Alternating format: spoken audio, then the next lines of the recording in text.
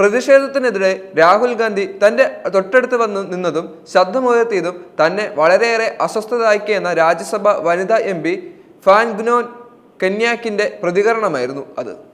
രാഹുൽ തന്റെ അന്തസ്സിനെ വ്രണപ്പെടുത്തിയെന്ന അതിരൂക്ഷമായ വാക്കുകളാണ് കൊന്യാക് ഉപയോഗിച്ചത്. ഒരു പട്ടികവർഗ വിഭാഗത്തിൽ നിന്നുള്ള അംഗമെന്ന നിലയ്ക്കും ഒരു വനിത എന്ന നിലയ്ക്കും തന്റെ ആത്മവീര്യം തന്നെ കെടുത്തുന്ന വിധത്തിലായിരുന്നു രാഹുൽ ഗാന്ധി പെരുമാറിയതെന്നും കന്യാക് അഭിപ്രായപ്പെട്ടു. രാഹുലിനെതിരെ ആരോപണത്തിൽ കൊന്യാക്കിനെ പിന്തുണച്ചും വിമർശിച്ചും വളരെയധികം ചർച്ചകളാണ് ഇപ്പോൾ സാമൂഹ്യ മാധ്യമങ്ങളടക്കം ഇപ്പോൾ ചർച്ചയാകുന്നത്.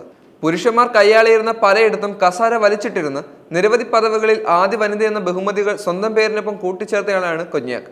നാഗാലാൻഡിലെ BJPയുടെ മഹിളാ മോർച്ചയുടെ സംസ്ഥാന അധ്യക്ഷയായ കൊന്യാക് 2022 ഏപ്രിലിൽ ചരിത്രം കുറിച്ചത് നാഗാലാൻഡിൽ നിന്നുള്ള രാജ്യസഭയിലെ ആദ്യ വനിതാ അംഗമായിട്ടായിരുന്നു.